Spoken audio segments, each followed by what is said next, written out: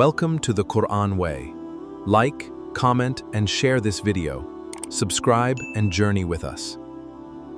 کامیابی اقتدار اور طاقت اور حکومت سے نہیں، بلکہ کامیابی ہے ایمان سے، عمل صالح سے، تواصی بالحق سے، تواصی بالصبر سے۔ آپ غور کیجئے اس نقطہ نظر کا، اس ایٹیچیوڈ کا، یہ جو مینٹل ایٹیچیوڈ ہے، اس کا بدل جانا ہی انسانی شخصیت کے اندر انقلاب برپا کرے گا۔ اب آپ کا نتیجہ کیا نکلا؟ اگر تو دولت سے کامیابی ہوتی تو قارون بہت کامیاب تھا، اگر حکومت سے کامیابی ہوتی تو فرعون اور نمرود بہت کامیاب تھے۔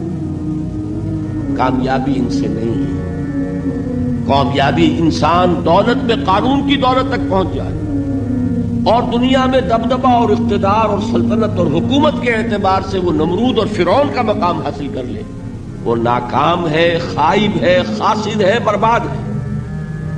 اور ابو ذر غفاری کامیاب ہے، چاہے ان کے پاس کچھ نہیں تھا، جھونپڑی تک نہیں تھی، کوئی گھر نہیں تھا۔ حضور نے فرمایا ہے اللہ کے کچھ بندے ایسے ہوتے ہیں جو کسی محفل میں جانا چاہیں تو انہیں اجازت نہ ملے، جو کہیں اگر رشتہ کرنا چاہیں کوئی ان سے رشتہ کرنے کو تیار نہ، کہیں کوئی سفارش کرنا چاہے تو ان کی کوئی بات ہی نہ سنے۔ لیکن اللہ کے ہاں ان کا وہ مقام ہے کہ اگر بھولے سے بھی کسی بات پر قسم کھا بیٹھتے تو اللہ ان کے قسم کی لاج رکھتا ہے۔ یہ ہے فرق، یہ جان لیجیے اچھی طرح۔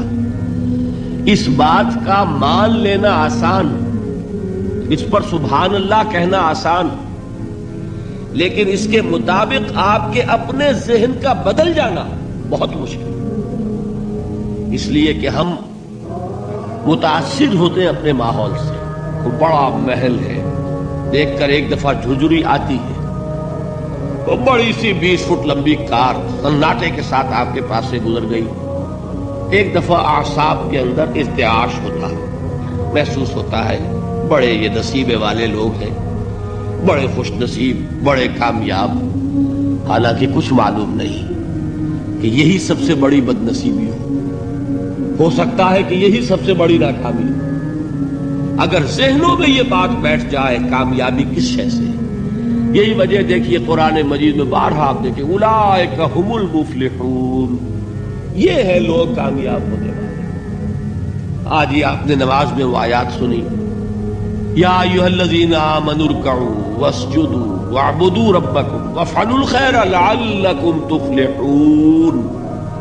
اے ایمان والو، رکوع کرو، سجدہ کرو، اپنے رب کی پرستش اور بندگی کرو اور اچھے کام کرو تاکہ تم کامیاب ہو جاؤ۔ تو کامیابی کن چیزوں سے ہے؟ یہ ہے سب سے بڑا سبق۔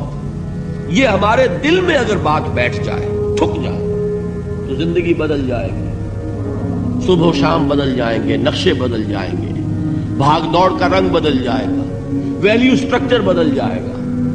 آج وہ ایک چیز نہایت اہم نظر آ رہی ہے، کل نہایت غیر اہم نظر آئے گی۔ جیسے کہ حضور کی حدیث ہے مالی ولی دنیا، مجھے تمہاری اس دنیا سے کیا سروکار ہے، انما مثلی کراکب استظل تحت شجرۃ ثم راح فترکها، میری مثال تو اس سوار کی سی ہے جو تھوڑی دیر کے لیے ایک درخت کے سائے میں ٹھہرتا ہے سستانے کے لیے، پھر وہ اپنا راستہ لیتا ہے، اسے اس درخت سے مستقل تعلق اس کا نہیں ہے، وہ اس کا گھر نہیں، وہ اس کی منزل نہیں۔ اسی طرح یہ دنیا میرا گھر نہیں ہے۔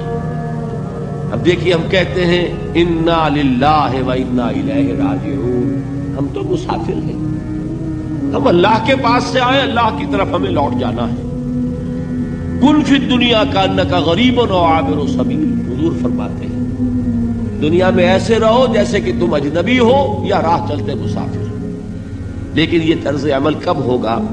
جبکہ یہ آیت ہمارے ذہنوں کے اندر بیٹھ گئی ہو، والعصر ان الانسان لفی خسر الا الذین آمنوا وعملوا الصالحات وتواصوا بالحق وتواصوا بالصبر۔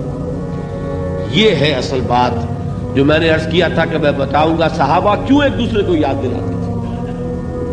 اس لیے کہ دیکھیے جیسے برف باری اگر ہو رہی ہو، آپ باہر نکلیں گے تو برف آپ کے کپڑوں پر جم جاتی ہے نا، تو آپ جھٹکتے ہیں کپڑوں کو تاکہ برف ہٹ جائے.